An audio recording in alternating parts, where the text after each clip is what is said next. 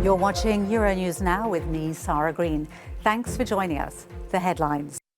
A united front in Europe as the EU calls on Russia to de-escalate tensions at the Ukrainian border and votes to offer Kyiv a €1.2 billion loan. Russia claims it's begun withdrawing troops. It's day 2 for NATO defence ministers to discuss the Russia-Ukraine tensions, and its Secretary-General says there's been no sign of Russian troops pulling back. And French President Emmanuel Macron announces he's pulling troops out of Mali after 9 years fighting Islamic extremists. But France will maintain its military presence in the wider Sahel region. A united European Union has added its voice to the chorus urging Russia to de-escalate the situation at the Ukrainian border. The European Council President has called for tangible action from Moscow. Fears that a Russian invasion of Ukraine is imminent may appear to have eased, but they've not gone away. In the last 2 days, Russia has signalled that it may be open to diplomacy. And we urge Russia to take concrete and tangible steps towards de-escalation, because this is the condition for sincere political dialogue. We cannot eternally attempt diplomacy on one side, while the other side is amassing troops.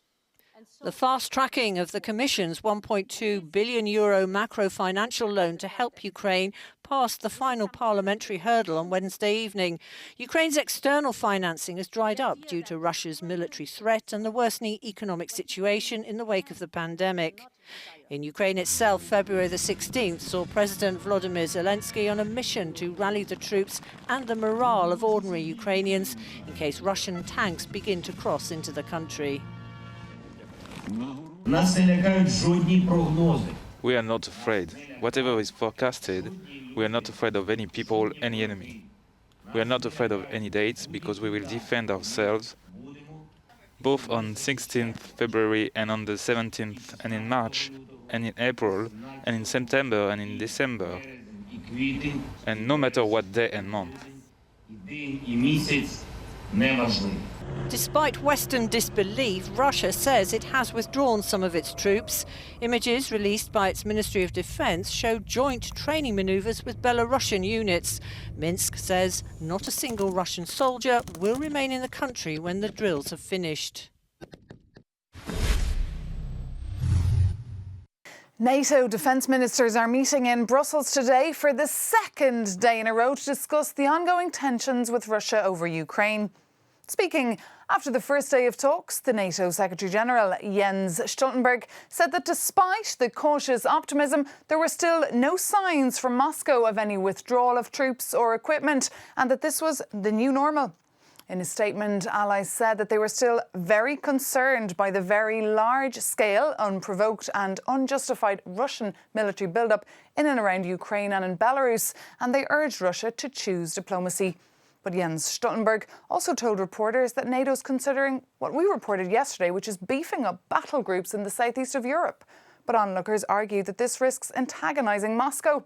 But for the head of NATO, Jens Stoltenberg, this is a necessary move to show Russian authorities that the aggression will be met by further NATO presence.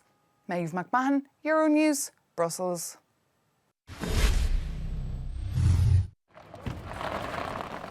France is pulling troops from Mali, ending a 9-year mission in the country.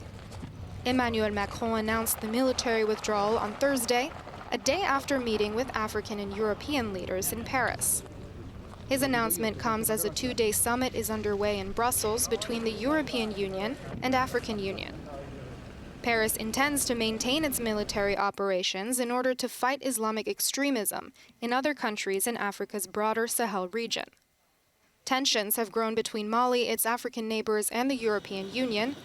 France, the former colonial power, initially deployed troops in 2013 to beat back advancing jihadist fighters. But the mission has had limited success, and the insurgents have regrouped, attacking both Mali troops and their allies. After Mali experienced 2 coups since 2020, France and other Western nations complain that the country's junta has missed deadlines to restore civilian rule. Ahead of the EU-Africa summit, Brussels has been on a charm offensive, following criticism that it's maintaining an old colonial model of investment, where Africans are only exporters of commodities. European Commission President Ursula von der Leyen has promised the EU will mobilize 150 billion euros over the next few years to help develop African infrastructure.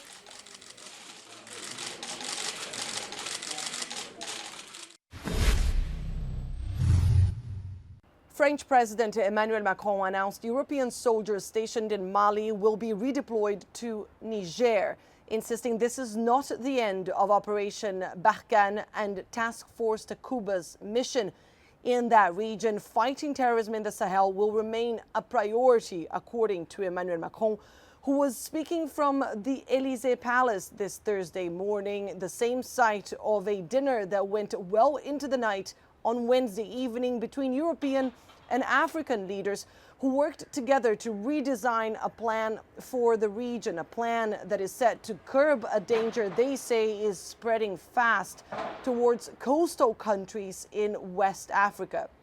Senegalese President Macky Sall said he understood the decision to leave Mali, where political and logistical conditions to continue to fight are no longer met, but also welcomed the call to leave those troops in the region, saying the fight against terrorism in the Sahel cannot be the sole business of African countries. It's a much wider fight, he said, with global implications. Annelise Borges from Paris for Euronews.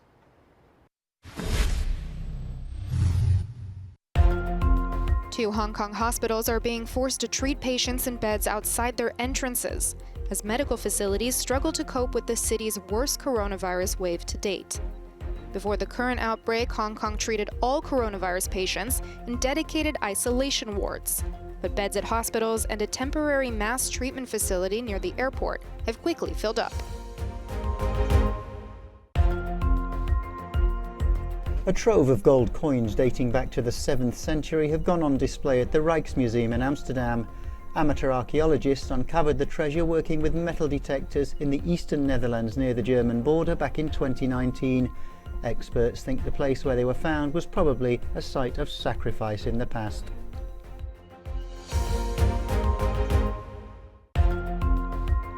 The original manuscript of The Little Prince travels to Paris for the first time this week as part of an exhibition about its author, Antoine de Saint-Exupéry. The legendary pilot-explorer wrote his famous tale about an alien prince and his interstellar travels while in exile in the United States in 1942, having fled France after the Nazi invasion.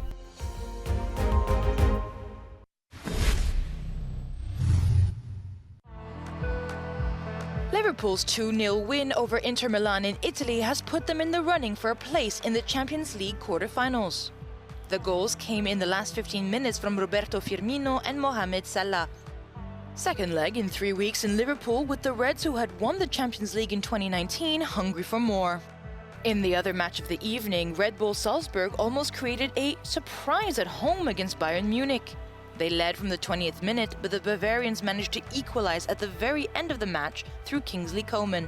Salzburg, playing its first game at this level, rose to the occasion and can look forward to another good match.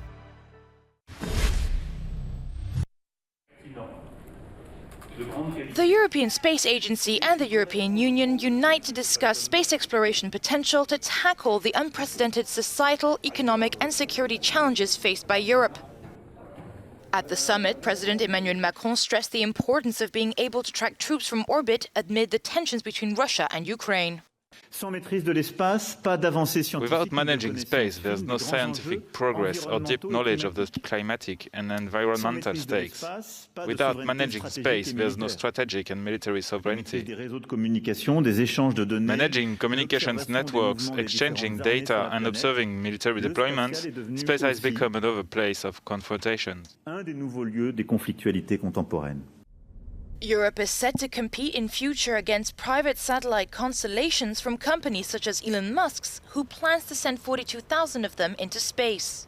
The continent has a strong record when it comes to launching satellites for telecommunications, global positioning services, or scientific research. Take a look at euronews.com for a great story on the rescue team that risked their lives to free a humpback whale entangled in fishing lines. And of course, we'll have all the latest news here on air after this short break.